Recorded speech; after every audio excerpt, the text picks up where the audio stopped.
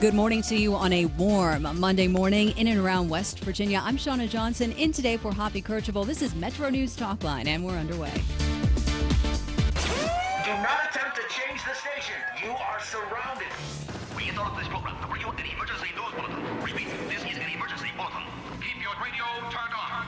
Holy smoke. From the studios of the West Virginia Radio Corporation and the Metro News Radio Network, the voice of West Virginia, comes the most powerful radio show in West Virginia. This is Metro News Talkline with Hoppy Kercheval. Check set lineup link. Activated Telos telephone. Switch network control from Charleston to Morgantown. Stand by. Q Hoppy. You're on.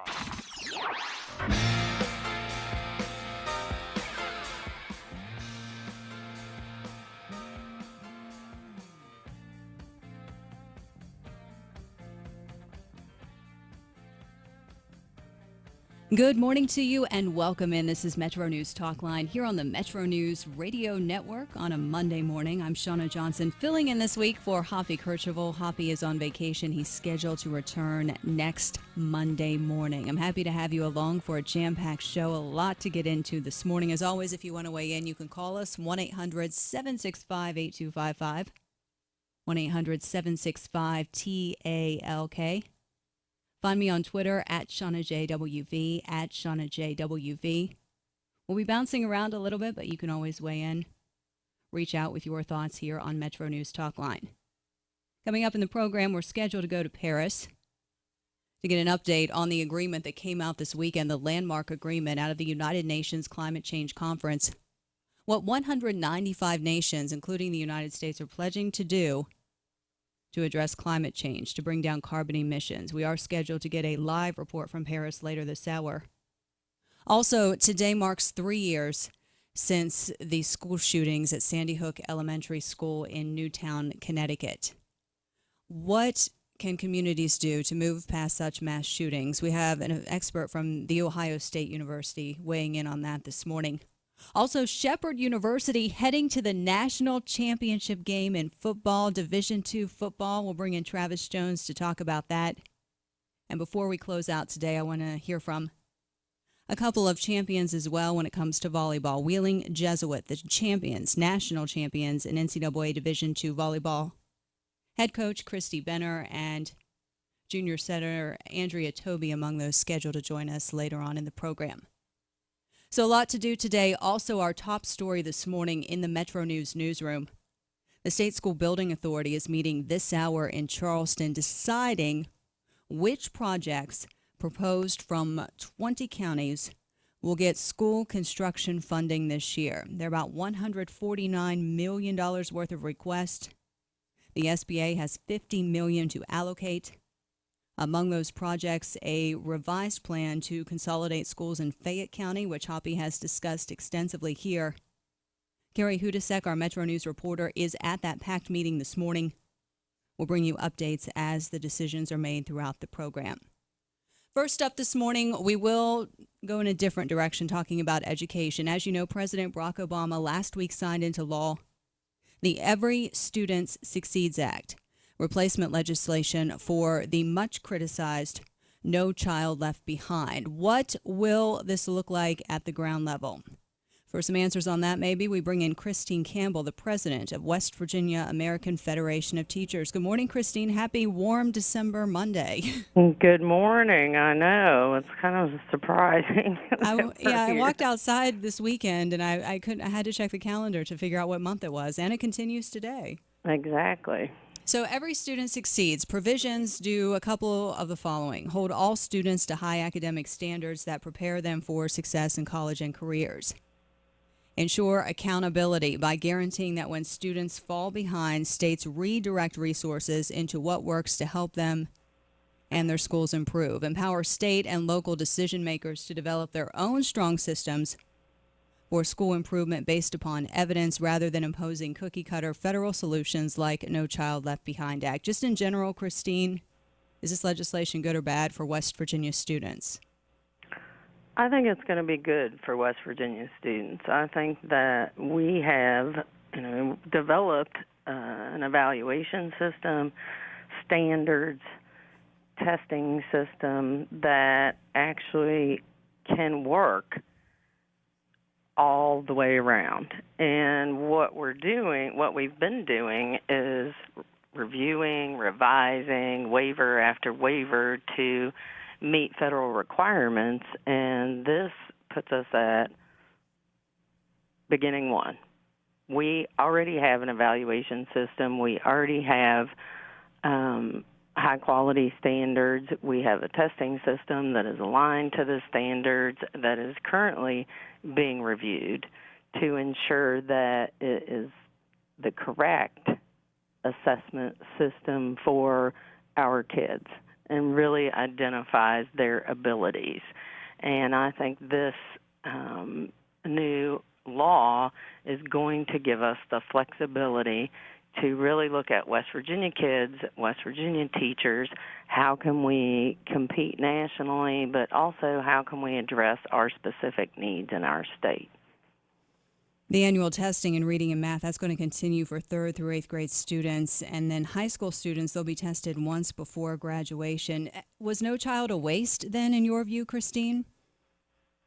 Well, I don't know that it was a waste. I think that we have to have some kind of, we receive funding from the Department of Education, and that funding has always helped us identify, struggling students, struggling schools, and have resources to do something about it.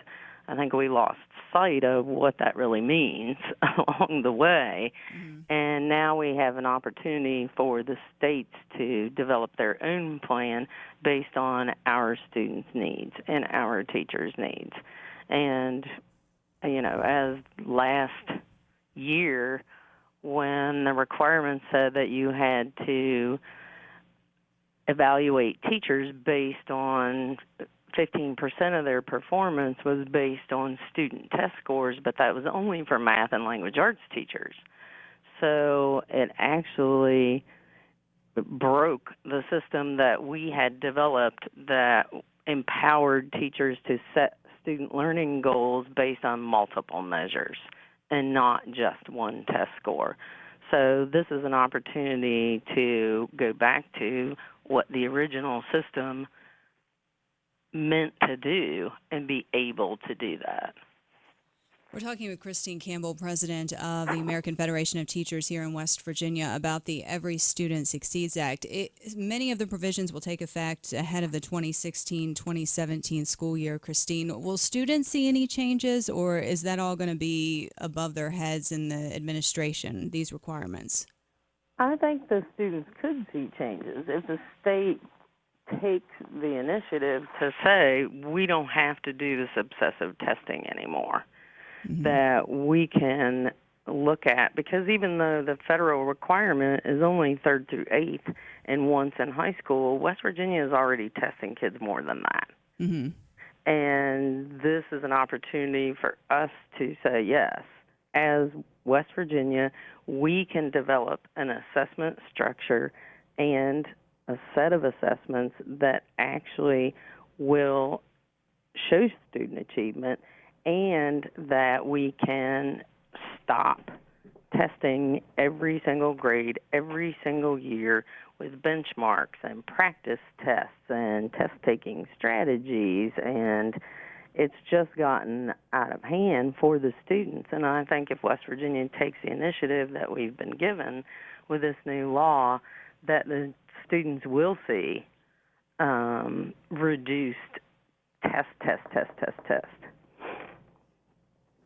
We're talking with Christine Campbell with the West Virginia American Federation of Teachers. I know today there's going to be a meeting among some legislative leaders and the president of the State Board of Education looking at the revised education standards at the state level to replace the Common Core Next Generation standards. Christine, I start talking about all this and I get a little frustrated because it's hard to boil it down. It's hard to say, okay, here is what students need, because it's just so much bureaucracy, it feels like, to an average person. You're more into it. Is it, when you look at these details, are you confident that Every Student Succeeds can get West Virginia students to where they need to go?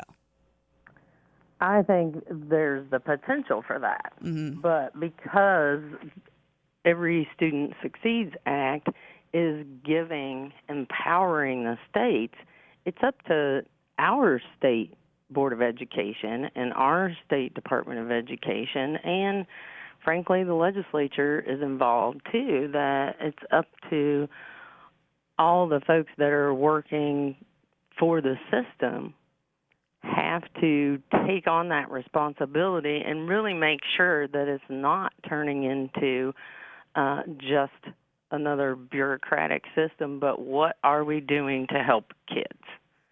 And when we focus on that and we listen to the teachers who work with those students every single day, then we can make a difference.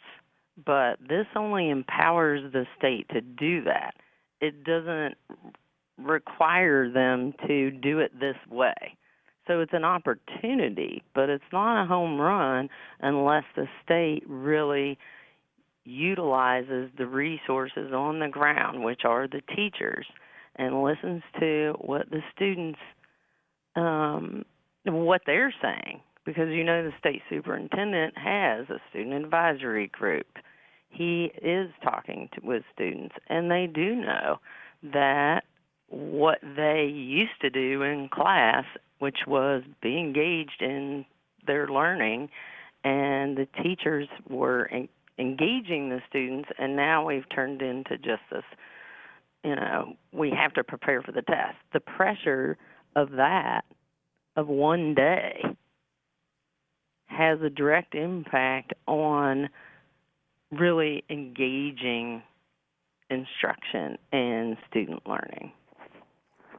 Christine Campbell, President, West Virginia American Federation of Teachers. Christine, I thank you for your time this morning. I know we'll be talking more about this. It's an extensive law, and once it starts taking effect, we'll have to watch how it unrolls. But I appreciate your time this morning. Thank you. Well, thank you for having me, and have a great day. You too. Christine Campbell there, West Virginia American Federation of Teachers, Every Student Succeeds Act. If you start to read it, there are these broad statements: reduce the often onerous burden of testing, which she addressed, provide more children access to high-quality preschool, establish new resources for proven strategies that will spur reform and drive opportunity and better outcomes for America's students. And in cases like this, I just always want to know, what does that mean in the real world? What does that mean, for your child who's in school today? So that's what we'll have to see. We're going to take a break here on Metro News Talkline on this Monday morning. Coming up next, we will talk to Travis Jones. We're scheduled to talk to Travis Jones about Shepherd University heading to a national championship game. And also later this hour, we're scheduled to go to Paris for more on the climate accord agreement that came out this weekend. Metro News Talkline continues after this. Stupid pipe! Oh no. Honey, are you all right?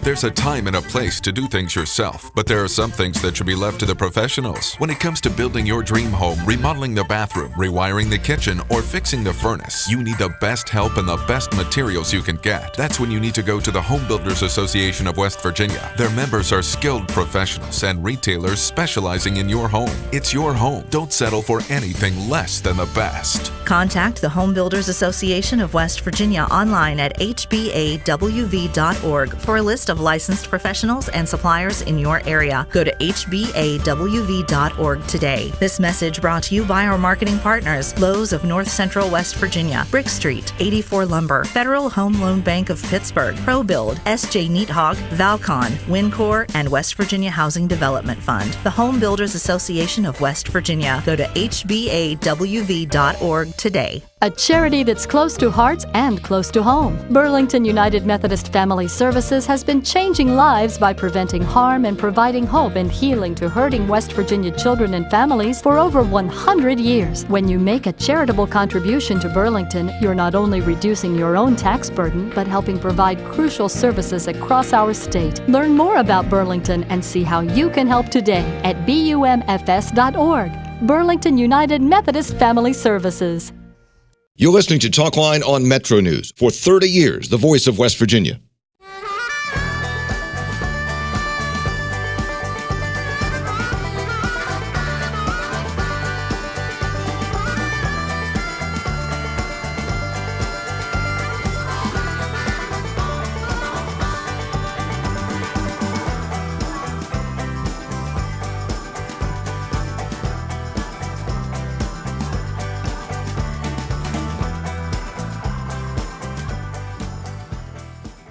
At MVB Bank, we have one simple objective: to give you the very best of everything you could possibly want and need in a bank. That's it. We believe most people just want a really great bank with top-notch products like checking with cash back, nationwide ATM fee refunds, great CD and car loan rates, and more. Together with our awesome team and the convenience of state-of-the-art technology they can count on. It's no extra fluff, just good, honest banking. We're MVB Bank, your most valuable bank. Member FDIC.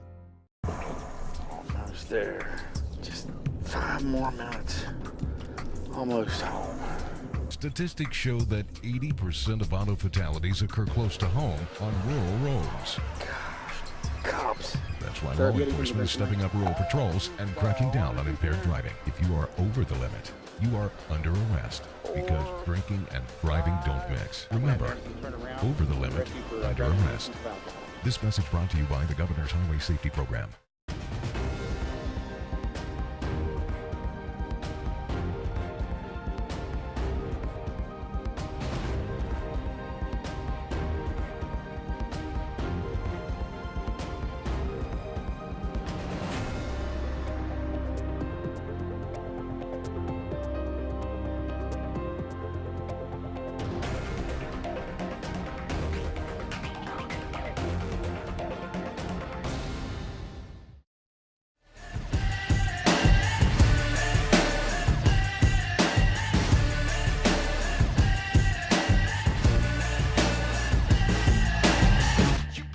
Metro News Talkline continues on this Monday morning. I'm Shauna Johnson, filling in today for Hoppy Kercheval. Hoppy's on vacation. He'll be back next week. He's scheduled to return next Monday. For the first time in school history, Shepherd is advancing to the NCAA Division II championship game after defeating Grand Valley State 34-32 on Saturday afternoon at Rams Stadium.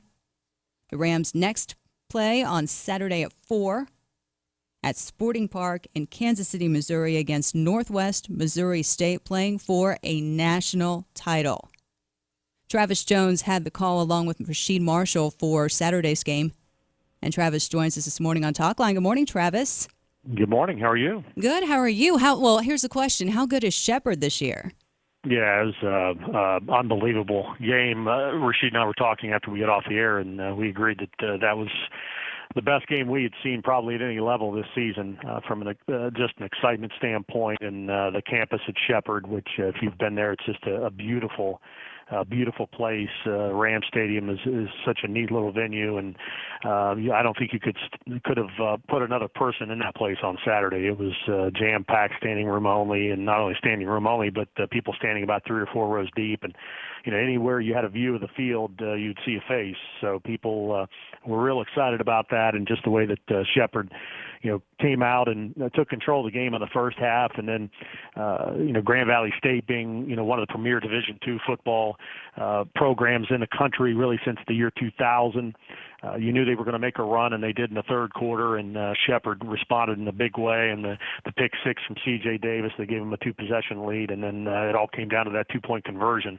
So just an exciting win. I don't think that Shepherd fans, other than winning the football game, you couldn't ask for a more exciting finish to the way that one played out. And I know their fan base is really excited to head to Kansas City.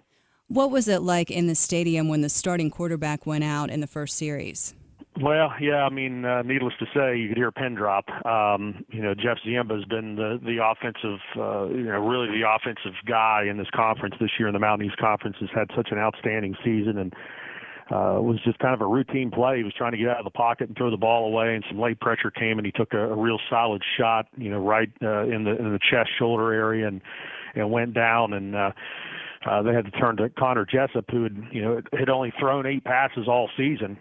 So he comes off cold, probably thinking that if he's going to, get to go to a national championship game, it's going to be because of what Jeff Ziemba is able to do on the field. But all of a sudden, the youngster's thrown in there, and I thought that first drive was huge for him. He comes in, cold, and throws a touchdown pass to Billy Brown that got Shepherd on the board first, 7-0, and I think that kind of really calmed his nerves. And Shepherd Shepherd's coaches, too, I think did an outstanding job offensively of settling him in, giving him some throws that he could complete early and gain some confidence. And as that game wore on, you saw him get more and more comfortable in the matchup. And, of course, he may be starting on Saturday. We saw Jeff Ziemba. We haven't had a media opportunity with head coach Monty Cater since to get an update on Ziemba's status, but he was in a heavy arm sling after the game. So, hopefully he can play, or at least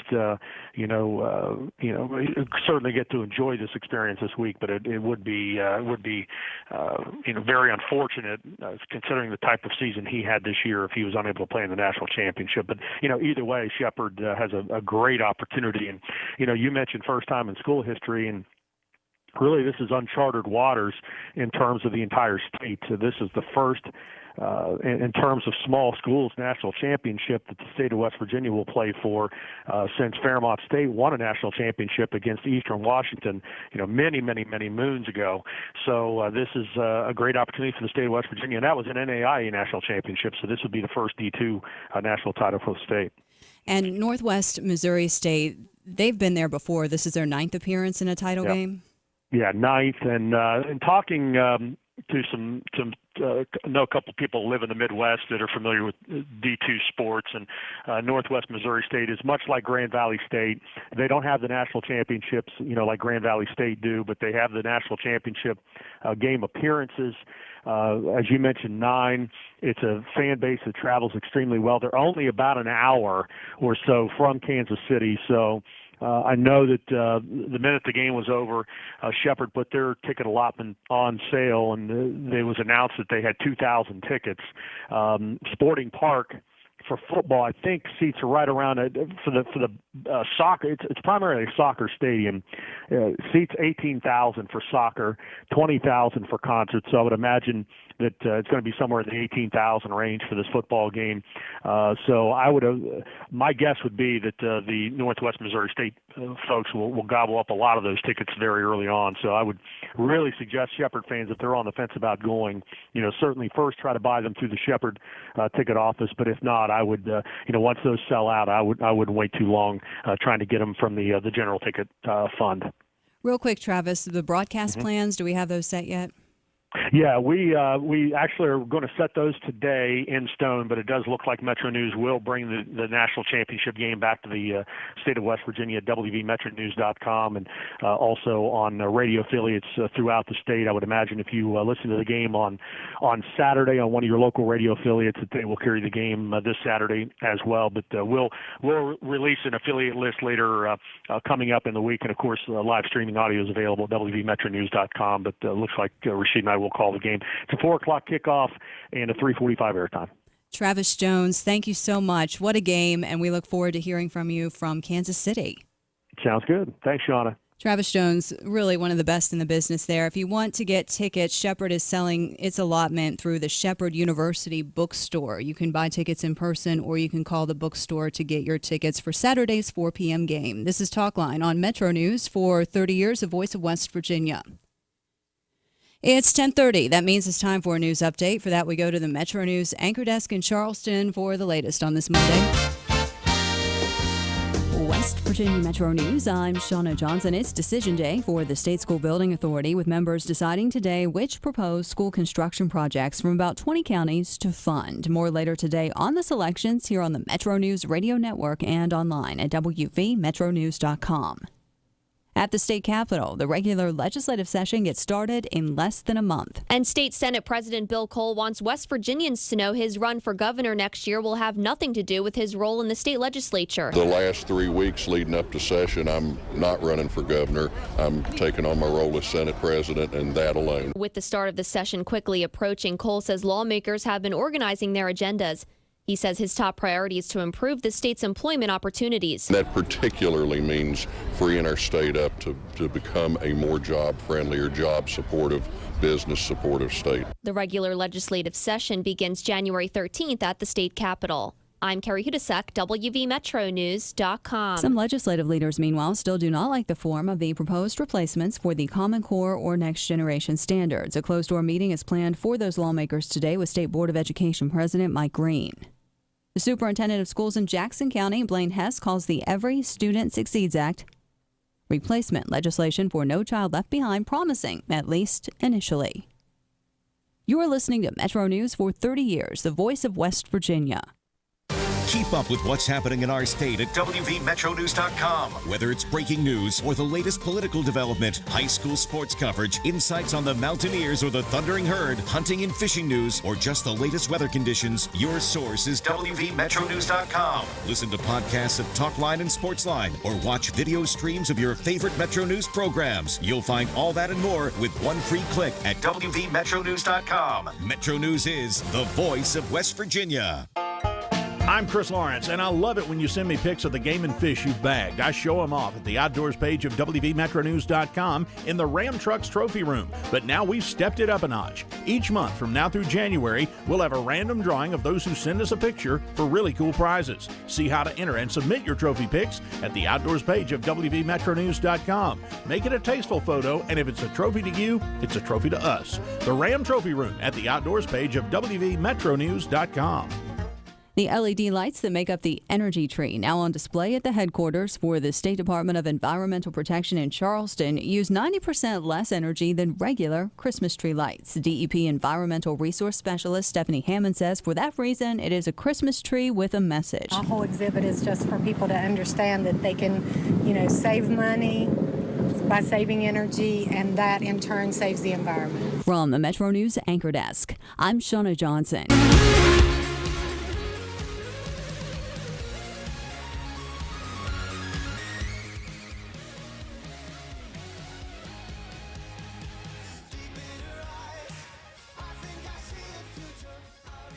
Metro News Talkline continues on this Monday morning. I'm Shauna Johnson filling in today for Hoppy Kercheval. Hoppy returns on Monday morning. He's on vacation ahead of the holidays. Later in the program, we will get an update from the meeting of the State School Building Authority today. Which projects will the SBA be funding this year? More from Jeff Jenkins and Carrie Hudasek coming up. Also, we're scheduled to get a report on the climate accord reached this weekend from Paris coming up later this hour. It was 3 years ago today, December 14th, 2012, when 20-year-old Adam Lanza shot and killed 20 kids and 6 adult staff members at Sandy Hook Elementary School in Newtown, Connecticut. Before killing himself, he had earlier killed his mother. How can communities move forward after mass shootings? That's a big question. For some discussion on that, we bring in Dr. Ken Yeager, the director of STAR, Stress, Trauma, and Resilience Program at The Ohio State University Wexner Medical Center. Good morning, Dr. Yeager. Welcome to Talkline. Good morning, Shauna. Thank you for having me. I don't want to. I have to tell you, when the shooting happened in San Bernardino, I actually caught myself just overlooking it a bit, because it was almost like here's another one. And before that, the shootings at Planned Parenthood in Colorado. And before that, here and there and there and there. There have been more mass shootings than days this year. And I'm just wondering, just as people, you specialize in social work, mental health. As a community, how do we push back from falling into that mindset that mass shootings are routine? So I think we have to be very careful that we don't become complacent with regard to this. But on the other hand, it's a delicate balance that not to become too overwhelmed with it.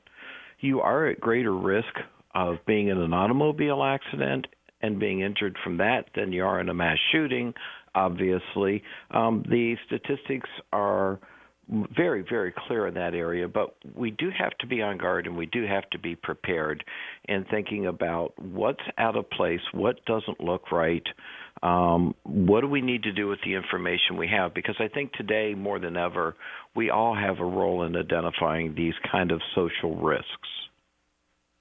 So signs that we should be looking for would be what? So people who are acting suspiciously, packages that look suspicious,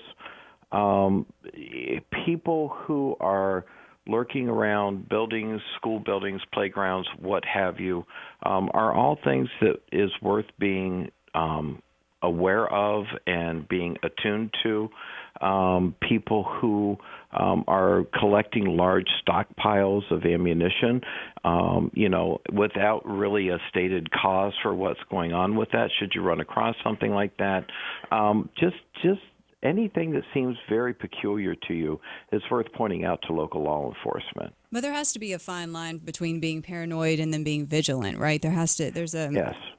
I mean, you can go too far one way or the other. Well, I think that's absolutely correct, and I think what it comes down to is enhancing our awareness and understanding of the world that we live in today. It's certainly very different than the world that we lived in, say, 15 years ago, 20 years ago.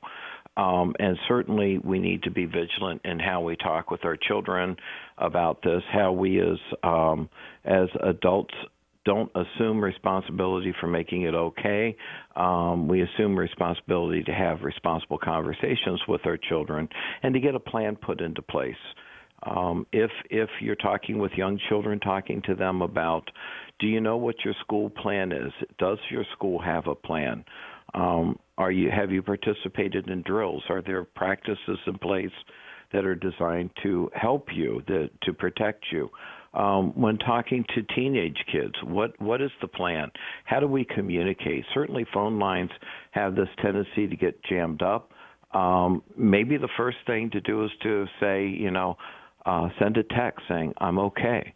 And then maybe we can follow up with, well, okay, what's happened? Where are you? What do we need to do to make sure that you stay safe? I think what shocked so many people 3 years ago today, Doctor, was that so many of the victims at Sandy Hook, they were children. Yes. And there was such a just kind of a grappling nationwide looking for the answer why. And sometimes you cannot answer that question. So how do you deal with that?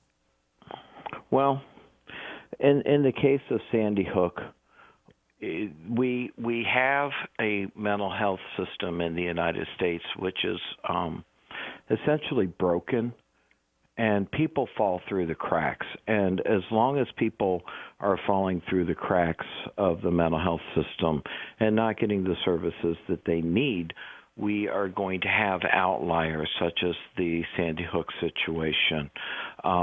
This is a tragedy that is growing and growing and growing and needs to have some emphasis focused on that. And that's very different from the radicalization aspect of what we saw in San Bernardino. That's, is essentially a horse of a different color. Mm-hmm. So there are some things that are within our control. There are some things that are not within our control in this kind of a circumstance. Dr. Ken Yeager, Director of STAR at The Ohio State University Wexner Medical Center. Just a parting thought, maybe, Dr. Yeager, on this 3-year anniversary of Sandy Hook. For people who just, maybe we don't want to get past it. Maybe it needs to continue. We need to continually be reminded of this kind of violence. Well, I think as a closing thought, the thought would be, think about how you speak with your children about this. Think about how you speak amongst your friends about this. Keep the conversations real. Keep the conversations addressing the risk factors out there rather than the political factors, and keep the conversation focused on what do we as a community do to band together to make our community a safer place to be. Because together we're stronger than individually? Exactly. Dr. Ken Yeager, Director of STAR, Stress, Trauma, and Resilience Program at The Ohio State University Wexner Medical Center. Dr. Yeager, I appreciate your time this morning, and looking at your field of expertise, addiction, social work, and mental health, I would like to keep in touch and have you back soon. I would love to speak with you again. Thank you, Dr. Yeager, there here on Metro News Talkline. Coming up next, we're going to take a break, and then we'll be back and hopefully go to Paris for more on the agreement that came out of the UN Climate Change Conference this weekend. That's in a moment when Metro News Talkline continues. 'Tis the season to start saving. At MVB Bank, it's easy with our new 12-month CD. Start earning 1.15% annual percentage yield with a minimum deposit of just $1,000. To start your CD savings today, visit our jolly team at any MVB location or call us at 844-MVB Bank. It's sure to keep you off the naughty list next year. MVB Bank. Your financial life made easy. Member FDIC.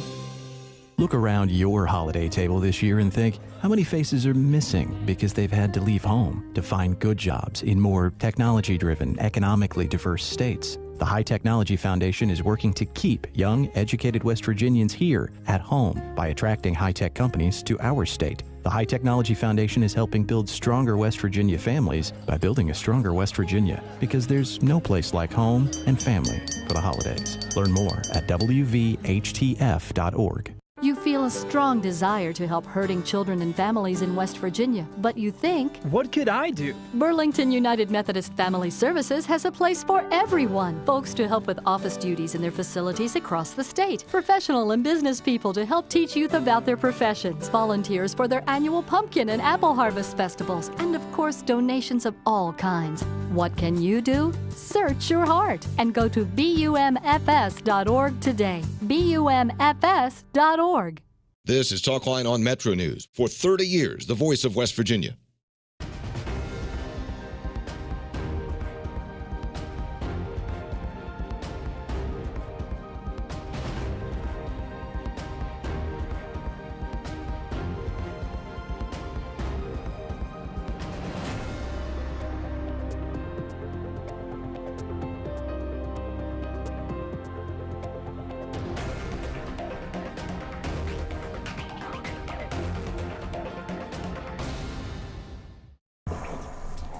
There. Just 5 more minutes. Almost home.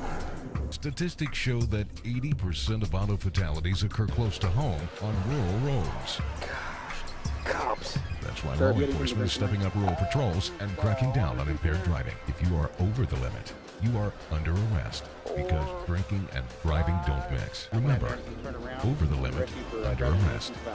This message brought to you by the Governor's Highway Safety Program.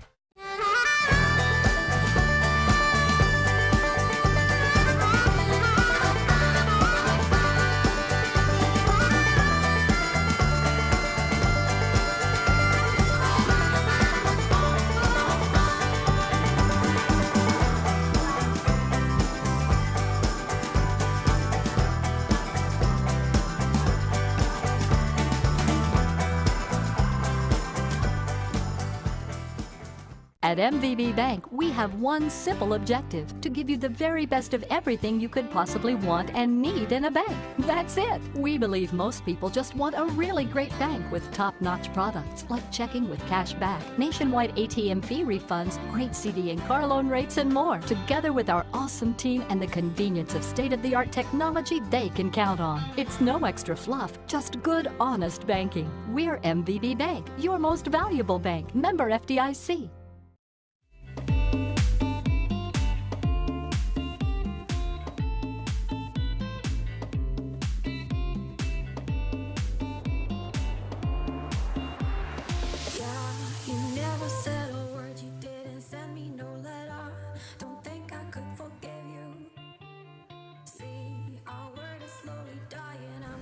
Metro News Talkline continues on this Monday morning. I'm Shauna Johnson, filling in today for Hoppy Kercheval. Hoppy's on vacation. He's scheduled to be back on Monday morning. Coming up next hour here on the program, we'll talk with Terry Giles, the Executive Director for West Virginians for Affordable Health Care. If you do enroll for health insurance through healthcare.gov, tomorrow's the deadline for enrollments to be completed in order for coverage to take effect on January 1st. This is now the third round of enrollments. So we'll be talking with Terry about how things are going thus far. My questions to her really center on the affordability of a program in a state where largely one company is still the only company offering plans in many counties. Also next hour, the latest from the meeting of the State School Building Authority, where 20 counties have proposed a portion of funding school construction projects, trying to get a portion of $50 million worth of funding. And we know going into it that Fayette County has been called a priority project by the State School Building Authority. So the question is, what will the SBA do with that today? Carrie Hudasek is there. Jeff Jenkins is monitoring that. We will get more into that next hour. And also, the Wheeling Jesuit champion volleyball team, Coach Christy Benner, and also a player scheduled to join us coming up in a moment. Going back to a little bit about what Dr. Yeager was saying about, and it seems like his main point was just about having real life conversations, not going into what happens over and over again, the extreme response in terms of how a community responds to that, and not going to the extreme, actually sitting down and dealing with tools when there are such mass shootings in communities. Not that we want that to be the norm, but over and over again we are seeing that in this country. And yes, I know that mass shootings are not as prevalent sometimes as we think, but because they lead the news, because I work in news, I see it every day. And so I did want to provide maybe some tools to cope now that we are 3 years after the shootings at Sandy Hook. 20 kids, 6 adults, and what has changed since then. If you look at that, that's what we wanted to get into this morning. I need to take a quick break here on Metro News Talkline. We'll come back. We'll continue with the Paris Climate Accord and also the other news of the day after this. West Virginia has balanced its budget on the back of the coal industry ever since we became a state 150 years ago. Historically, the coal industry and coal-fired electric utilities have accounted for over 60% of all business taxes, while high-energy wages contribute a disproportionate share of income taxes, and coal severance dollars sustain important programs in all counties. All told, the industry infuses over $26 billion to our state's economy. Coal alone has paid down nearly $1 billion of the state's workers' compensation debt. Consequently, all state businesses have experienced major reductions in workers' comp benefits. The coal industry has always supported our people and our economy, but it's under attack from the Obama administration and the EPA. It's fighting to survive. Coal taxes in West Virginia are higher than our surrounding states. We're losing coal markets to our neighbors. Let's get our mines and coal miners working again. Support a reduced tax rate for mining, paid for by West Virginia Coal Association. It's here, the year-end blockbuster sales event at your Central West Virginia Jeep Giant. Northside Chrysler, Jeep, Dodge, Ram trucks in Summersville. Inventory is huge, and so are the savings. Come on in now for this deal. A 2016 Jeep Cherokee Latitude 4x4 cold weather group. Yep, you're going to need it. Satellite radio, retail price $29,230. Blockbuster price $24,999. You save over $4,200. It's only the beginning. See us in person or online at northsidewv.com. In this season of giving, consider donating your used vehicle to Good News Mountaineer Garage. You'll get the best tax deduction possible and the satisfaction of knowing your donation changed the life of someone in need. Good News Mountaineer Garage repairs donated vehicles and provides them to qualified West Virginia families, giving them access to employment, safe, affordable housing, health care, and other vital necessities, and putting them on the road to economic independence. Call 1-866-GIVE-CAR today for Good News Mountaineer Garage. 866-GIVE-CAR. You're listening to Talkline on Metro News. For 30 years, the voice of West Virginia. Almost there. Just 5 more minutes. Almost home. Statistics show that 80% of auto fatalities occur close to home on rural roads. Cops. That's why law enforcement is stepping up rural patrols and cracking down on impaired driving. If you are over the limit, you are under arrest because drinking and driving don't mix. Remember, over the limit, under arrest. This message brought to you by the Governor's Highway Safety Program.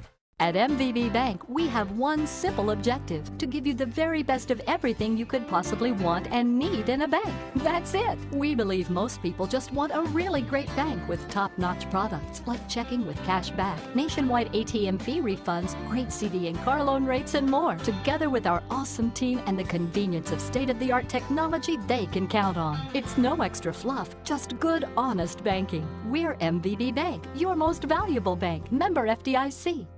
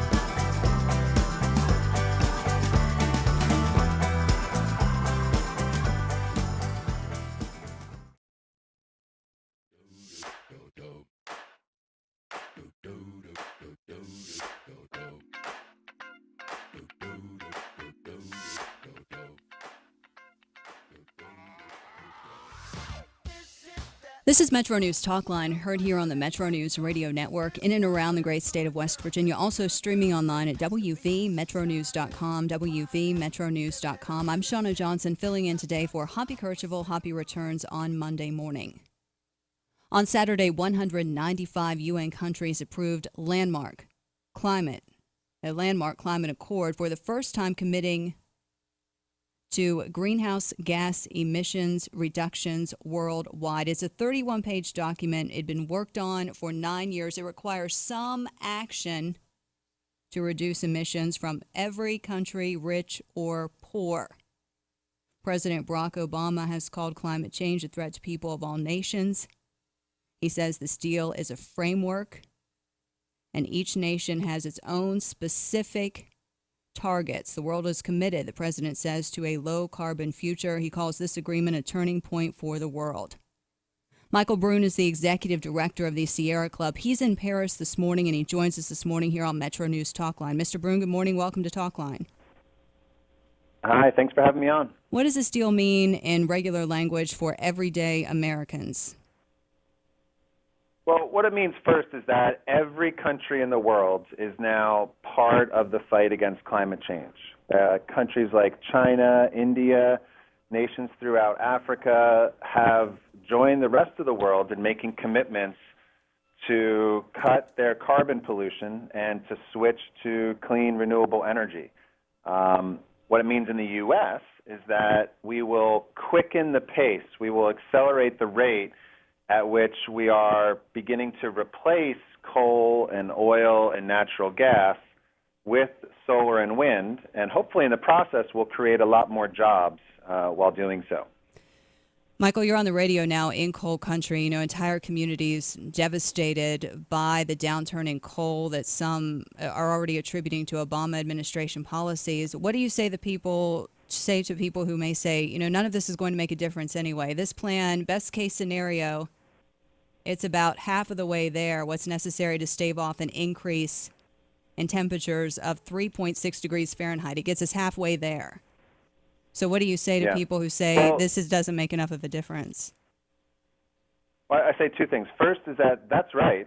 This deal does not make enough of a difference. It does get us about halfway there. It represents significant progress. We are beginning to lower the rate at which global warming is occurring. We'll lower the level of risk that American families and communities are facing regarding climate change. And then the second thing I'll say is that particularly for coal communities, we have to do this in a way that works for those people who work in the coal industry or the oil industry or natural gas industry and the communities that have become dependent on revenues for those industries. We need to build an economy that is just, that works for everybody, and so that we are not polluting but also not leaving behind the workers who have built this economy largely on fossil fuels. We're going to have to transition off of coal, but we need to do it in a way that takes care of the workers who we've relied on for so long. So in your view, is this a step toward what would be a clean energy revolution? Yes, exactly.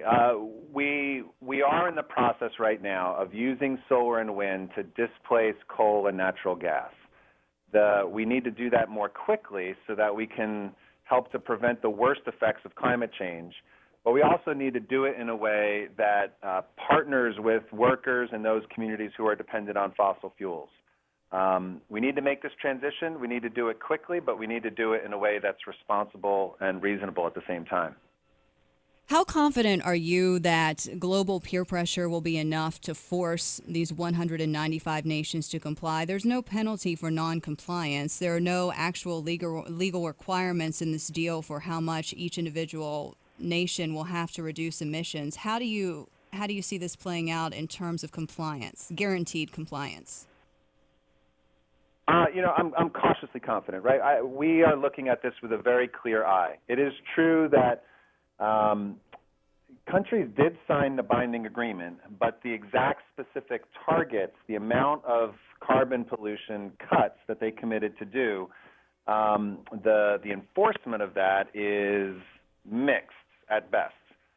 So we have to make sure that every country is holding the others accountable. We need to make sure that the United States is held accountable, just like we need to make sure that China and India are held accountable to their commitments. And so I'm cautiously confident in part because every country made a commitment, and that's the first time that's ever happened, but also because increasingly solar and wind are cheaper than coal and oil and natural gas. So it's in the economic interest of every country to begin to make this transition. But we know that political leaders sometimes can be slippery. Corporate executives can sometimes evade accountability. So we have a lot of work that we still have to do. Really, coal and natural gas are both pretty cheap right now. You're saying solar and wind is more cost effective?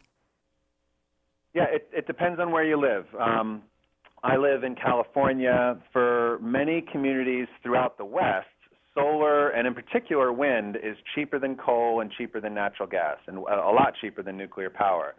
That doesn't work for every community. There are a lot of places, particularly in the South, where coal is cheaper than solar or cheaper than wind, but that's changing. And around the world, for more than half of the world, it's cheaper to get solar and wind than it is fossil fuels. And the reason for that has only been the case for about a year now. The price of solar has dropped by more than 60% over the last 5 years, and the price of wind has dropped by 50% in that same time period. So that's why, the reason why you're starting to hear optimism and you're starting to hear talk about a just clean energy economy is because it's more affordable than it ever has been in history. And that gives us an opportunity to go a lot further than we could just a few years ago. Michael Brune, Executive Director of the Sierra Club from Paris. I'm out of time, Michael. Thank you so much for calling in this morning. We appreciate your insights. All right. Thank you for having me on. Michael Brune there with the Sierra Club talking about the climate accord that came out of Paris on Saturday. Senate Majority Leader Mitch McConnell has already said this of this deal. He calls it unattainable, one that is based on a domestic energy plan that is likely illegal, that half of the states have sued to halt, and that Congress has already voted to reject. That from Senate Majority Leader Mitch McConnell. What he's referring to there is, of course, the U.S. Clean Power Plan, which West Virginia and other states are challenging in court, which was seen as a crucial moment in terms of the discussions of this global accord, because everyone was looking to see what the U.S. would do. The Clean Power Plan came out, and now there's this global agreement after talks broke down as recently as 2009 on such a deal. We'll be talking more about this throughout the week. We'll have a number of different perspectives, but to get you started, there was that report from Paris and the Sierra Club this morning. We'll take a break here for news. We'll come back, much more to get into in the second hour. This is Talkline on Metro News for 30 years, the voice of West Virginia.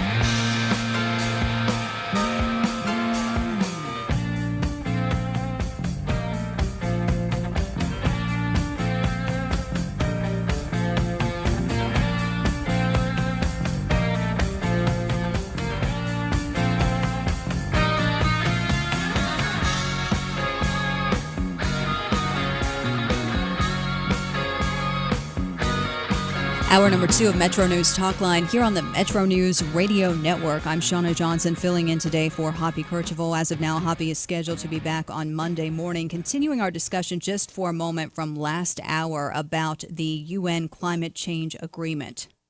For the first time, the 195 nations agreeing to take steps to globally reduce greenhouse gas emissions. I kind of mumbled over it a little bit, but if everybody follows through as they're supposed to, this plan is supposed to cut global greenhouse gas emissions by about half of what will be necessary to stave off an increase in rising atmospheric temperatures of 3.6 degrees Fahrenheit, which is the point at which scientists say there will be devastating consequences like rising sea levels, severe droughts, widespread food shortages. And as I tried to make clear, maybe I didn't make it clear enough, there's no legal requirement for specifically what each country must do.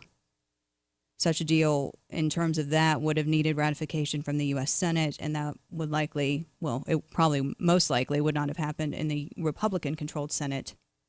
So that's where we are at this point. Good deal, bad deal. We'll open up the phones a little bit later this hour at 1-800-765-8255, 1-800-765-TALK. Or tweet me at ShaunaJWV, at ShaunaJWV. From the climate agreement to health care, because we're going to hit all the biggies this morning, apparently. Terry Giles is Executive Director of West Virginians for Affordable Health Care. If you enroll for health insurance through healthcare.gov and you want your coverage to start on January 1st, you have to complete your enrollment by tomorrow. The deadline goes until January 31st. This is the third go-round of enrollments under the Affordable Care Act. And Terry, my first question for you is, this far into the enrollments, is the Affordable Care Act turning out to be affordable for West Virginians who either A, don't qualify for Medicaid, or B, don't have an employer plan? Well, Shauna, the people that have, in West Virginia, our median incomes are about $40,000. And families who earn below that will, get a good subsidies. But what I worry about is the middle-income families in the $40,000 to $100,000 range. For them, the plans are very expensive and, maybe unaffordable. So not only are the premiums very high, but deductibles are also high, which means that people will be paying a lot out of their own pockets for health care. Most people in that income range will probably have employer insurance, but I don't think employer coverage is that secure or good. Consider what we've just seen with PETA or PEIA. The beneficiaries are facing this year with higher deductibles and copays. And as we go forward, I also anticipate that more and more employees will drop their coverage and tell their employees to go to the marketplace. More employers will drop their employees and tell them to go to the marketplace? That's what I anticipate. I think that we need new policy solutions to make health care affordable for the middle class. So those would be at the ground level, at the medical practitioner, an entire reform and on that front? No, I think we need to go back to the ACA and figure out a policy solution to make it more affordable. I mean, it's a great deal for people who qualify for Medicaid or subsidies in exchange. The people that are being hurt right now are the people who don't qualify for the subsidies. And there are, perhaps 10 or 15,000 people in West Virginia that don't receive a premium tax credit. How much would this be mitigated, or if maybe not, if there were more companies on West Virginia's exchange? Right now, Highmark Blue Cross Blue Shield is still the only company offering plans statewide, care sources in 10 counties. And we had a story with Highmark earlier this year that company almost got out of the exchange altogether because it was getting too expensive. So yeah, that was our understanding as well. Currently, we only have one that offers a statewide plan, and they also raised their premiums 24%. Right. So I think one solution for a small state like ours is to create a regional marketplace that would be open and more competitive. I expect what we'll end up seeing is some new marketplace policies after this election. Well, what could happen after the election would be the entire thing would be repealed. ACA would be repealed because right now you have the U.S. Senate already approving a repeal. I mean, the president has said he would veto it, but if there's a different president, maybe that doesn't happen next year. Unlikely. That would be my guess. I mean, unlikely, is that what you said? I would say unlikely. I know that's on the agenda, but I mean, honestly, we have, millions of people now on the Affordable Care Act, covered for, and some of these people for the first time. I would even say if a Republican comes in as president, we're going to probably see something like what happened in Kentucky. The Kentucky governor ran against Medicaid expansion. I'm going to do away with it, et cetera. We're getting rid of this. And then it hasn't happened yet, and he won because it's very difficult to take something away from people that's really beneficial to their lives. So I would say, however the election turns out, that it's unlikely that the Affordable Care Act will be repealed completely. Maybe changed, it may be altered, and it probably in some cases should be. As I said, one of the big cases for us is the inaffordability for the middle class of health care. Mm-hmm. And they're the ones that are suffering at this point. So it's a very difficult road. Those things need to be changed. Those are policy changes that need to happen to make this system more affordable. So many West Virginians qualify for expanded Medicaid, and you're saying they're doing okay. It's the people who are making the money, who are above them in income. I think so. We have 200,000 West Virginians who got coverage through Medicaid and subsidized policies in West Virginia. It's 200,000. So a repeal of that will be devastating for our state. It also takes us back to the time when people were sick and had chronic conditions, couldn't find anything. Mm-hmm. But again, we have 200,000 West Virginians. We have a handful, but a handful is important here. We only have 1.7 million people. We have a handful of people that are paying full price premiums for their health care coverage. And that is running, could run anywhere from $600 or $700 to up to $1,000 and some dollars for coverage. And it's unaffordable for most middle class families. We're talking with Terry Giles, the Executive Director of West Virginians for Affordable Health Care. Terry, here in this third year of enrollments, is this where you thought we would be? I mean, can you go back in time and just think as you were looking ahead when this law was being implemented, is this, maybe I thought there would be more companies by this point involved. Well, I didn't really anticipate that, but perhaps. I think we are kind of ahead of where I thought we would be, with the number of people insured. It really, healthcare, if you look at it across the country, it accounts for 18% of GDP.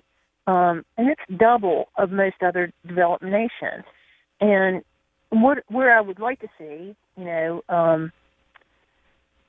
is that we would be able to rein in those healthcare costs. It's everybody's problem, and we need to work together to bring down the costs and make the population healthier.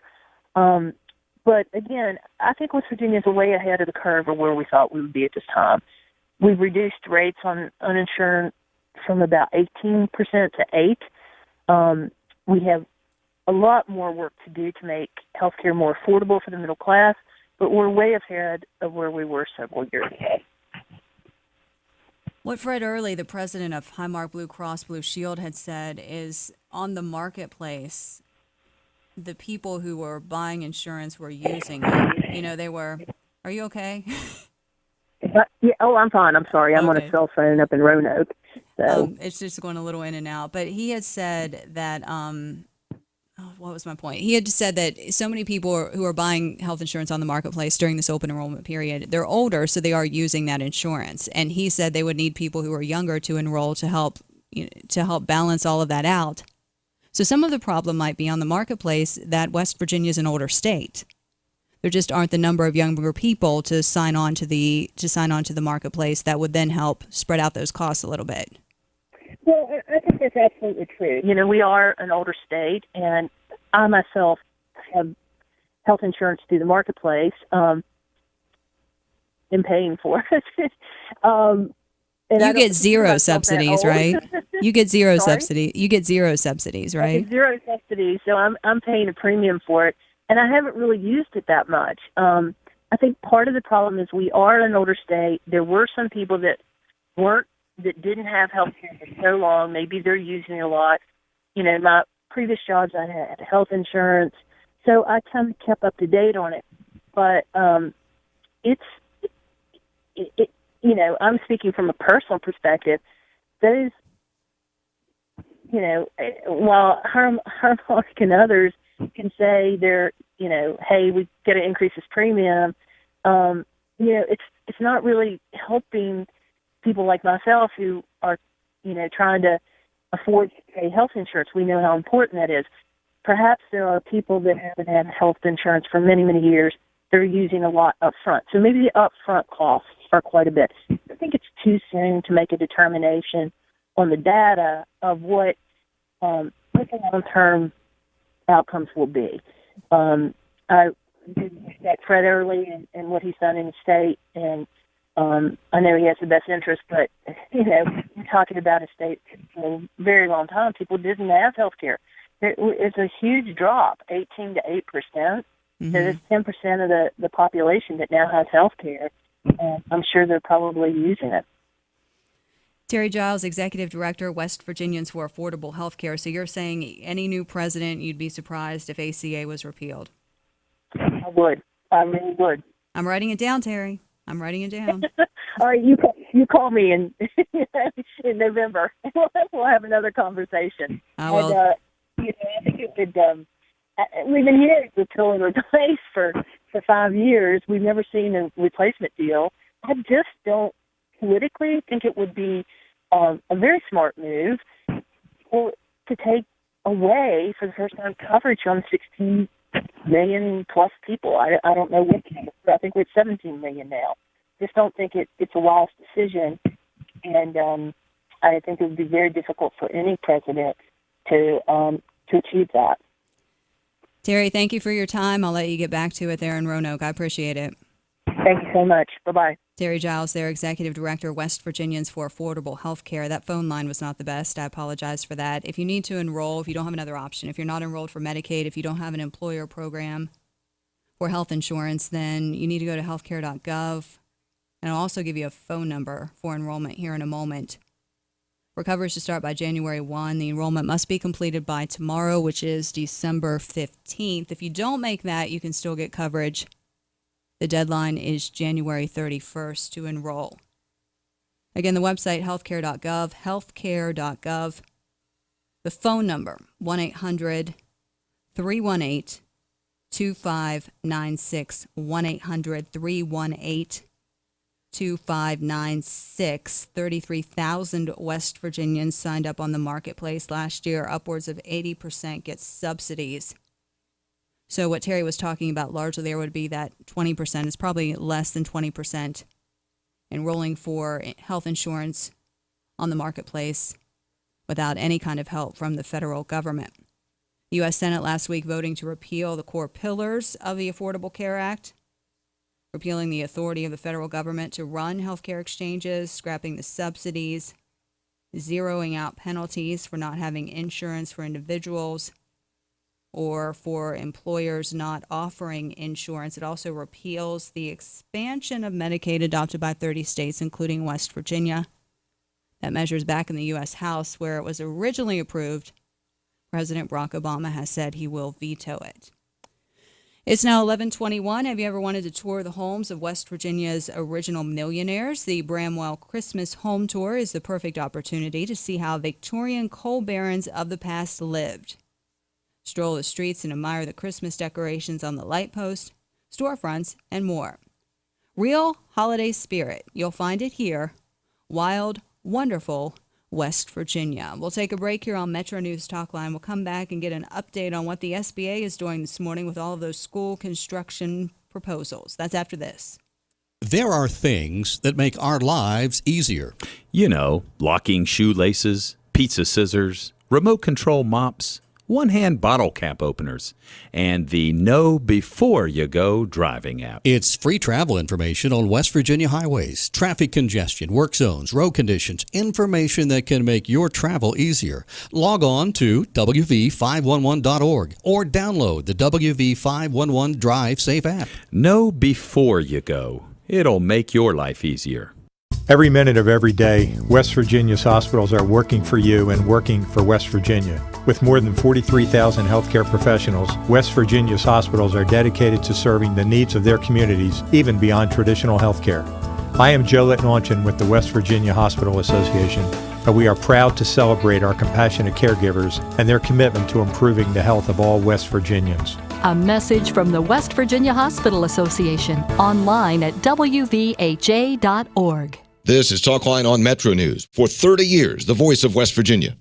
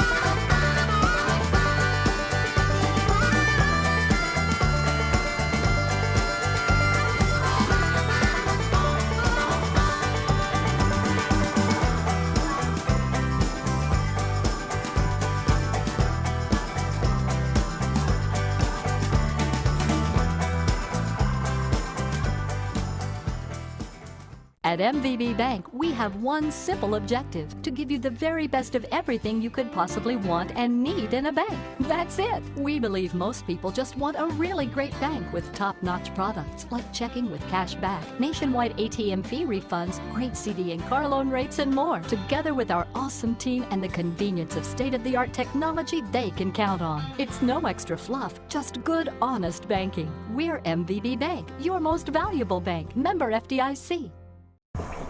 Almost there. Just 5 more minutes. Almost home. Statistics show that 80% of auto fatalities occur close to home on rural roads.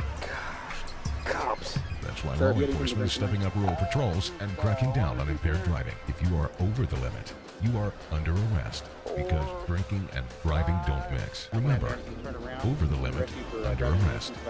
This message brought to you by the Governor's Highway Safety Program.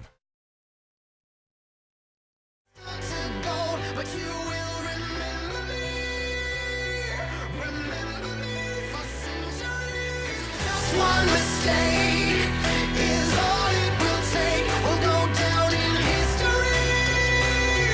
Remember me for centuries. Metro News Talkline continues on this Monday morning. I'm Shauna Johnson filling in today for Hoppy Kercheval. Hoppy is scheduled to return on Monday morning. Our producers today, Kyle Wiggs and Garrett Cullen. J.R. Falls is answering your calls at 1-800-765-8255, 1-800-765-TALK. Deborah Martinelli is handling the video stream at WVMetroNews.com, WVMetroNews.com. This morning, members of the State School Building Authority are meeting in Charleston. They're working through school construction project proposals for funding. They're going to make some decisions today. There have been no decisions yet.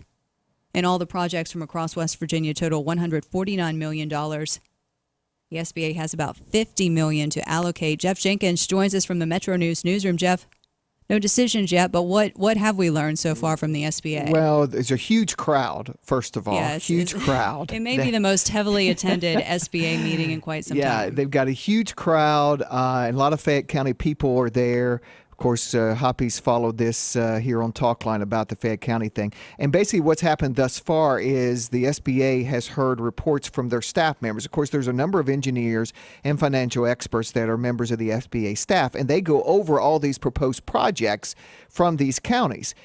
First of all, they found out that through some financial things, there's really about $56 million they have to hand out. $56 million. Yeah, 56. Okay. So there's a little more money. And the engineers say they've reviewed all these projects and they found savings of about $11 million from these projects that were proposed a couple of months ago or earlier this fall. So basically, they might be able to do a few more things because they found some savings and they have a little bit more money. Mm-hmm. All right. So the staff is making its recommendations, and it didn't sound good when the staff got up and talked about the Fayette County project.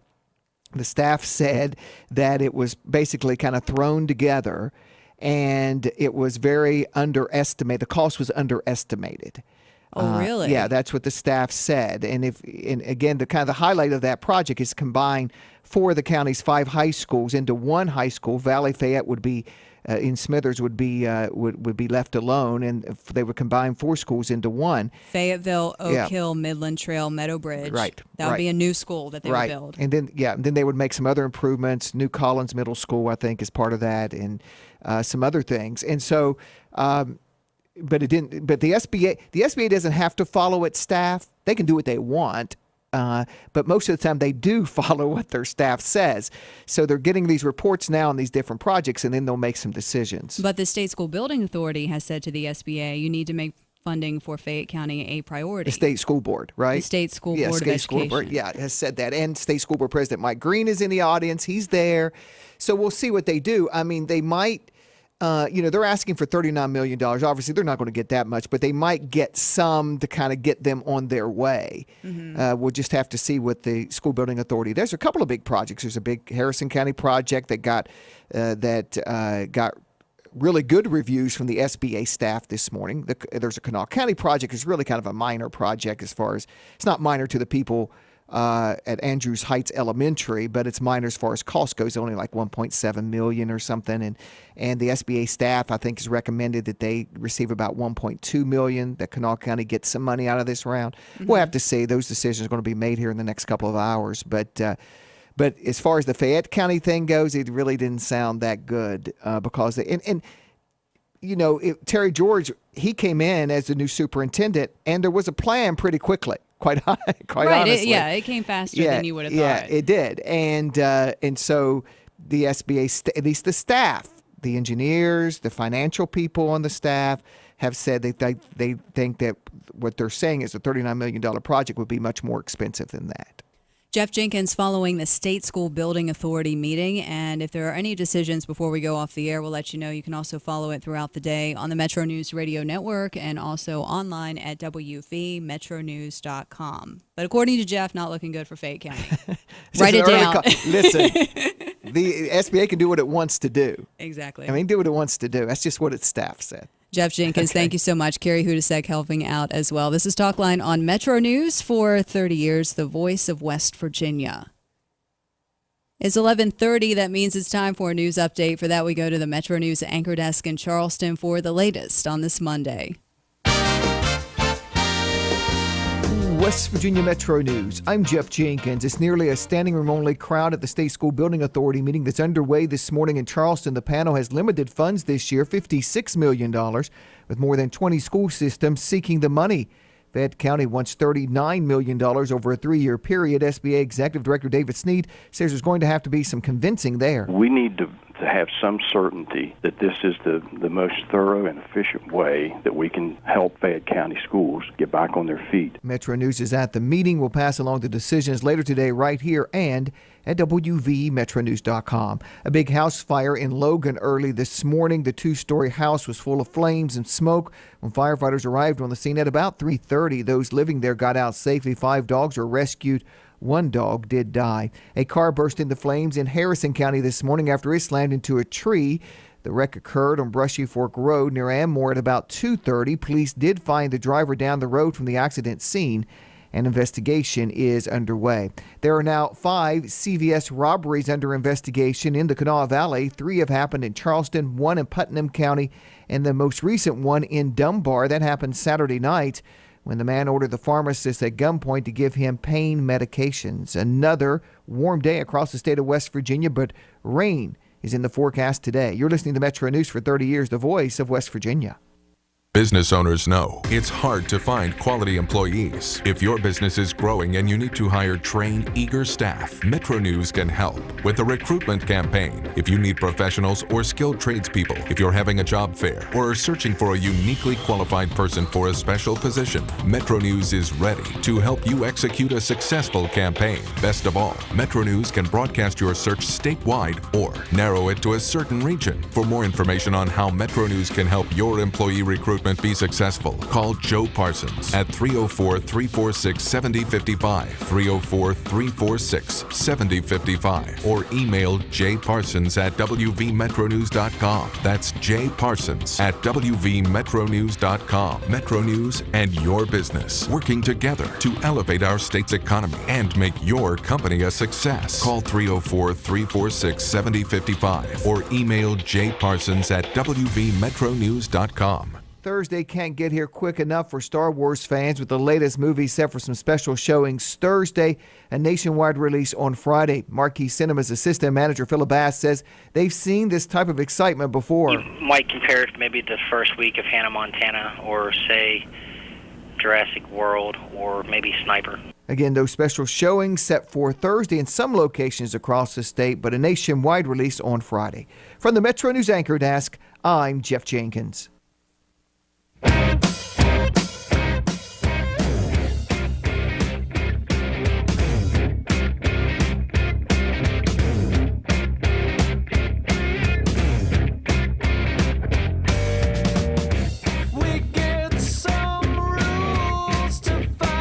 Here in West Virginia, there are 2 great jackpot games you can play from the West Virginia Lottery. Powerball has drawings on Wednesdays and Saturdays, and Mega Millions has drawings on Tuesdays and Fridays. The Powerball jackpot is $180 million, and the Mega Millions jackpot is $74 million.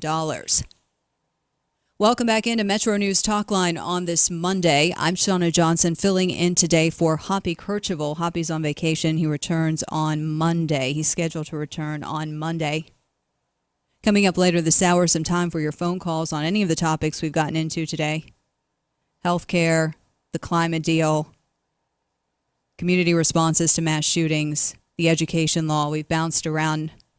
We did talk about Shepherd's trip to the national championship game that comes up this Saturday. But there are already some national champions here in West Virginia. This past weekend, Wheeling Jesuits swept Palm Beach Atlantic 3-0 to win the program's first NCAA Division II title in volleyball. Christy Benner is the head coach of Wheeling Jesuit, and she joins us this morning here on Metro News Talkline. Good morning, Christy. Congratulations. Good morning. Thank you for having me. Also on the line, we have junior setter Andrea Toby, named Most Outstanding Player. Andrea, welcome in. Congratulations to you. Thank you for having me. Christy, what was it about this team that made them champions? Did you know from the start of the season this is where you were going to be at the end of it? I knew we had something special. My husband and Matt and I coached together, and we just really liked the chemistry of the older group, and the new kids coming in were just great kids. And what I think is special about this team is that we don't have one player that you have to stop. We have 6 players on the court that you have to know where they are and what they're doing. And when 1 or 2 of them get shut down in a match, the other 3 will step up. And that's what we've done all year, and that's what we were able to do this weekend. It was an amazing weekend. Andrea, take us back there. You were off to an early first set lead, but then the Cardinals, you went down by 7 points at one point? Yeah, 7 points. It was incredible. I mean, we just fought back. We never stopped. We knew what we had to do. We just went to business, and we were able to come back from that lead or from that deficit and take the lead, and we were able to win the second set and then the third set, and it was just an unreal experience. So once you turned the momentum, it just kept going in your favor? Yeah, we just kept fighting, and we just knew we wanted to win. 39 assists, 21 digs, 4 kills. You're the most outstanding player, Andrea. How does this compare to other games this season? Are you consistently putting up numbers like this? I think my assists are always there, but it's just because I have the best hitters. I wouldn't be that good. I wouldn't get those numbers if I didn't have the hitters to put the ball away. So it's just amazing to have like such great players around me. Coach Benner, when did you know your team had this one in the bag? Game point after the girl hit the ball out of bounds. Actually, it was just such a close, especially the second set and the third set were so close. And I think on the bench we were very calm, the coaching staff, we were just very calm because we liked what we were seeing. But obviously the team had to, limit their errors in the last couple points of each of those sets.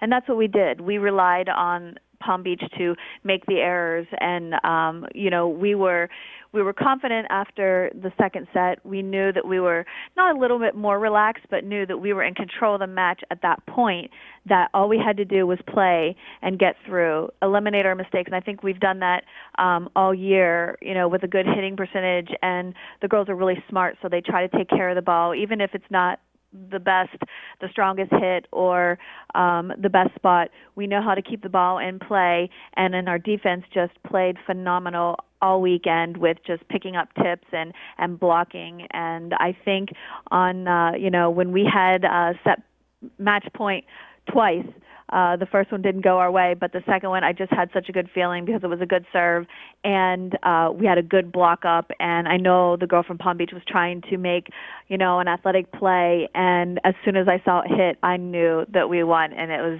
electrifying. Andrea, what was it like to be in the game at that moment? What were you thinking?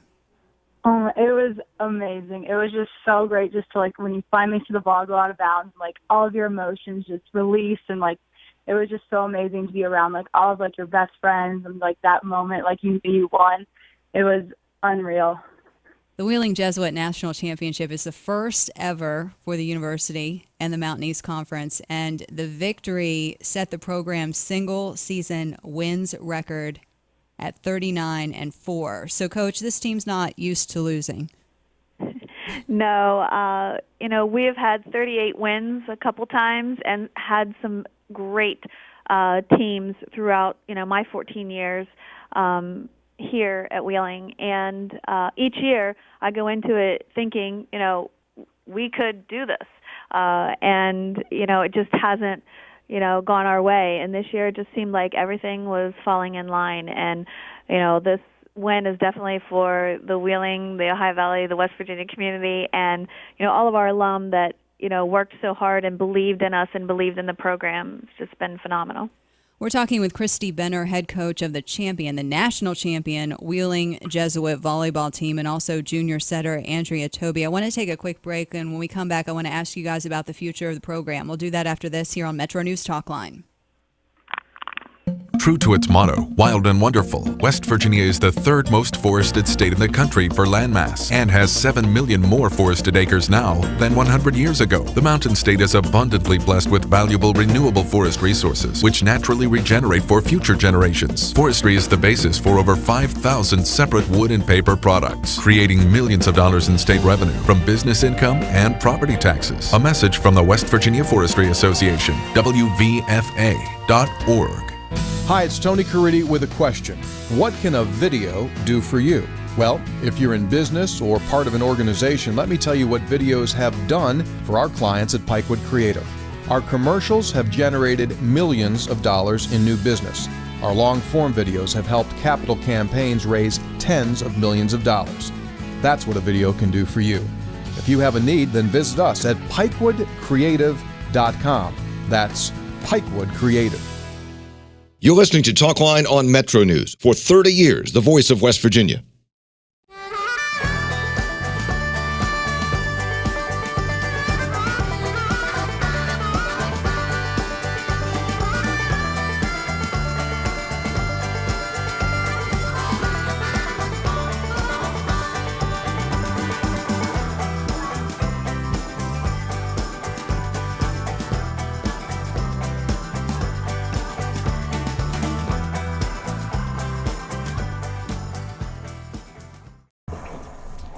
Almost there. Just 5 more minutes. Almost home. Statistics show that 80% of auto fatalities occur close to home on rural roads. Cops. That's why law enforcement is stepping up rural patrols and cracking down on impaired driving. If you are over the limit, you are under arrest because drinking and driving don't mix. Remember, over the limit, under arrest. This message brought to you by the Governor's Highway Safety Program. At MVB Bank, we have one simple objective: to give you the very best of everything you could possibly want and need in a bank. That's it. We believe most people just want a really great bank with top-notch products like checking with cash back, nationwide ATM fee refunds, great CD and car loan rates, and more. Together with our awesome team and the convenience of state-of-the-art technology they can count on. It's no extra fluff, just good, honest banking. We're MVB Bank, your most valuable bank. Member FDIC.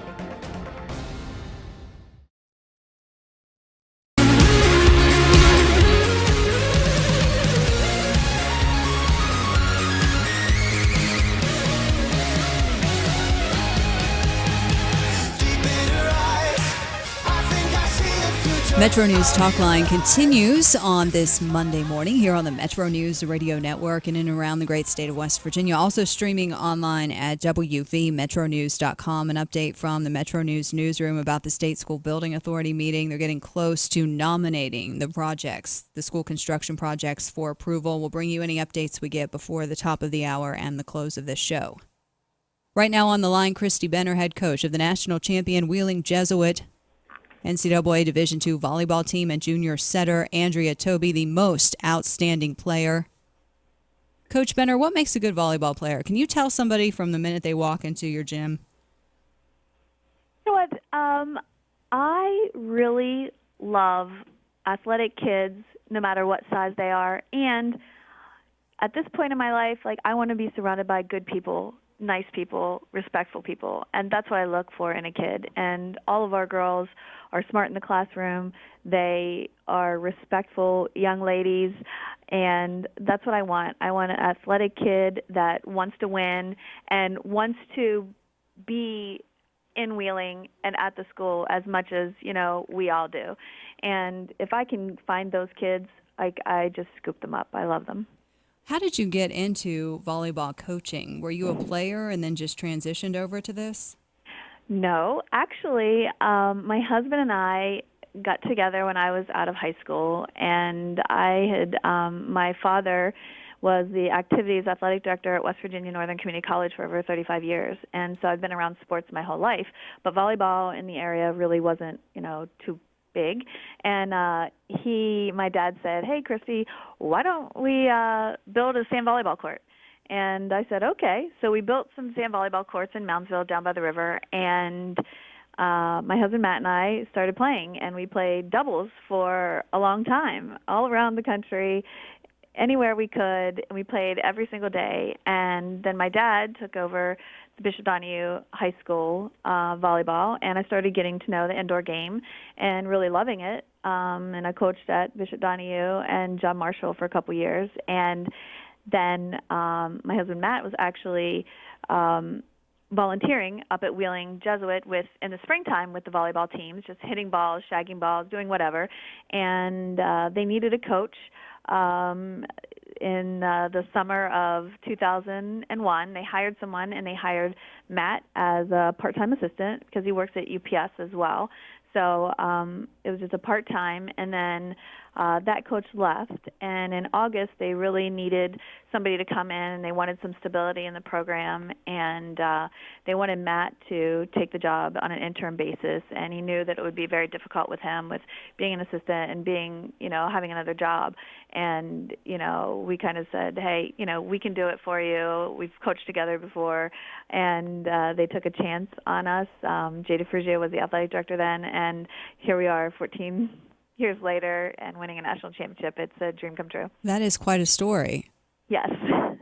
Andrea, how did you get into volleyball? Did you start playing when you were younger? Yeah, my sister and I, we've been playing sports all our life. And then she decided, she's like, I really want to try volleyball when she was in, third grade. And I was, in first grade, and I was like, I always want to be just like my sister. So I, went to all the practices, and I, played with them whenever I got the chance. I just wanted to be just like her. And so, she got into volleyball, and I was like, I really want to play too, Mom. And so, I got into it, and, so it's been just, a family thing. I've always, been with my sister, and, we've always, played together. So I got into it, because my sister Jess decided she was going to play.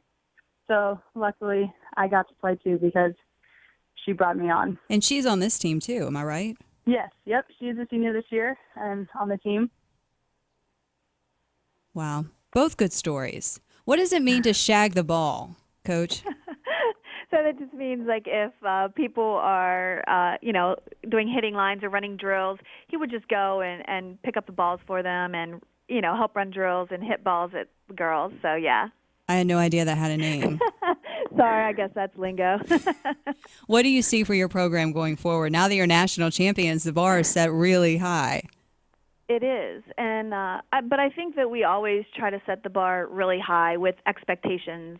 In the classroom, how we're acting every single day, and with wins. We just want to be the best that we can be, and that's not going to change. We have 4 nice recruits coming in next year, another set of sisters coming in, so I'm really excited about and that class. And paired with everybody that's coming back from this year, we just look to, go back and do the same thing that we did this year. Andrea, where are you from? Are you from West Virginia? No, I'm from Sydney, Ohio. So you came here to play volleyball? Yep, I came there just to play volleyball and go to class and go to school. What was the selling point on Wheeling Jesuit for you? I think the selling point was the coaches and the players. I didn't think I was going to play volleyball in college. I thought I was just going to go to school. Mm-hmm. But then after I met Christy and Matt and all of the girls, they just sold me on the school, they sold me on the volleyball program, and I knew I didn't belong anywhere else. So what's going to happen? Is there going to be a parade or something now that you're national champions? Fireworks at Wheeling Jesuit? I don't know. I have no idea. Everybody's off campus because it's between break, but I'm sure that we're going to probably plan something when the students get back. Well, congratulations. That's really awesome. Thank you very much, and I appreciate you having us on. Thank you. Christy Benner, head coach, the Wheeling Jesuit national champion, NCAA Division II volleyball team, and also junior setter Andrea Toby. You can see their story at WVMetroNews.com, WVMetroNews.com. Very impressive. National champions there. Metro News Talkline will take a break. We'll finish after this. We're in the spirit of giving at MVB Bank this year, and our gift to you includes awesome CD products at great rates, like our 58-month 2.12 annual percentage yield CD. You can start saving today with a minimum deposit of just $1,000. Hurry in now and avoid the holiday rush. This is a present that keeps on earning year after year. MVB Bank, your financial life made easy. Member FDIC. Visit us at mvbbanking.com. Hi, it's Tony Caridi. If you're in a business or organization that needs visual help, then let's get together and talk. For more than a decade now, those of us at Pikewood Creative have embraced the opportunity to help people just like you tell their story visually.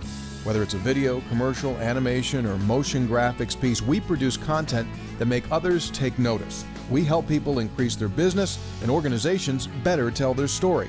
If you need help, then contact us at pikewoodcreative.com. This is Talkline on Metro News. For 30 years, the voice of West Virginia.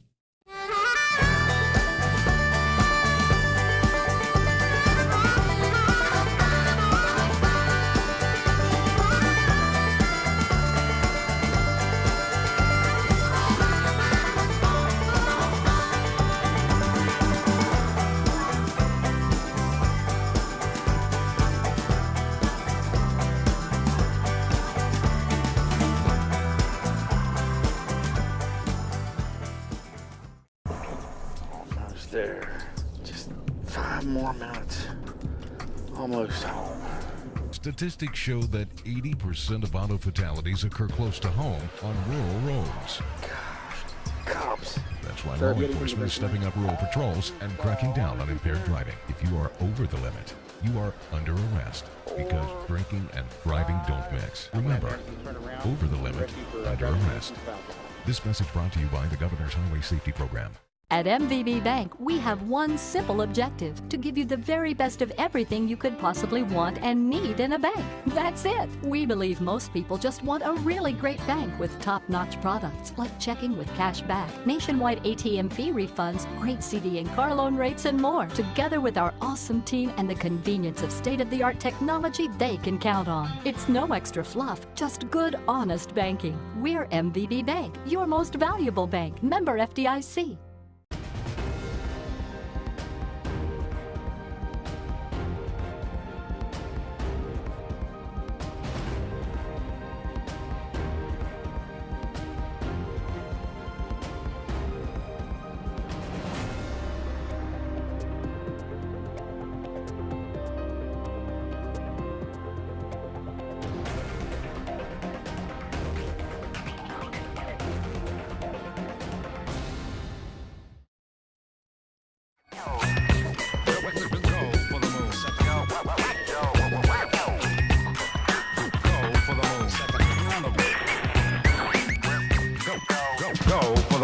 Hey now, you're an all-star. Get your game on, go play. Hey now, you're a rock star. Get the show on, get paid. We're back on Metro News Talkline on this Monday morning. I'm Shauna Johnson filling in today for Hoppy Kercheval. Hoppy's on vacation. He returns on Monday morning. I need to make a correction to something I said during Dr. Ken Yeager's interview. That was at about 10:30 this morning. He's the director of the Stress, Trauma, and Resilience Program at The Ohio State University Wexner Medical Center.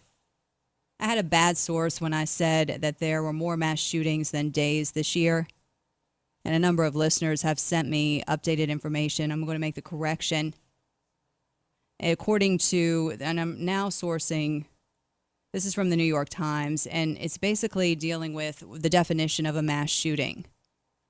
So if you look at the definition of a mass shooting, there have been 4 this year, according to the New York Times measure, including the one in San Bernardino, and at least 73 such attacks since 1982. I incorrectly stated there have been more mass shootings than days this year. I apologize for the mistake. And this is my correction. 4 mass shootings this year.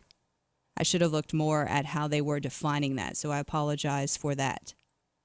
Other information from Twitter today, concerns about what the SBA is going to do. If you look at the different projects, the 20 counties proposing projects are looking for different ways to operate their schools more efficiently. In Jackson County, for example, there's an issue about Ravenswood High School, one of the proposals there. So we'll be following that throughout the day here on the Metro News Radio Network and also at WVMetroNews.com, WVMetroNews.com. We know now the SBA meeting is continuing. It's packed in Charleston, and there are a number of nominated projects being considered. I had hoped by this point we would have some decisions since the meeting started at 9:30. Now, that's not going to be the case, so we'll have to follow up on that coming up tomorrow. Have you ever wanted to tour the homes of West Virginia's original millionaires? The Bramwell Christmas Home Tour is the perfect opportunity to see how Victorian coal barons of the past lived. You can stroll the streets and admire the Christmas decorations on the light posts, storefronts, and more. Real holiday spirit. You'll find it here. Wild, wonderful West Virginia. We have a couple minutes for phone calls if you want to get in a comment or two about anything we've discussed this morning. 1-800-765-8255. 1-800-765-TALK. Going back to the interview with Terry Giles, there's a request. The website, as you know, is healthcare.gov, healthcare.gov. The phone number for enrollment would be 1-800-318-2596. If you missed it the first time, 1-800-318-2596. 2596. And again, tomorrow is the deadline for enrollment at healthcare.gov or through that phone number if you would like your coverage to start on January 1st. According to numbers I saw last week, about 11,000 West Virginians had enrolled on that website so far. They had completed enrollments. 33,000 signed up last year.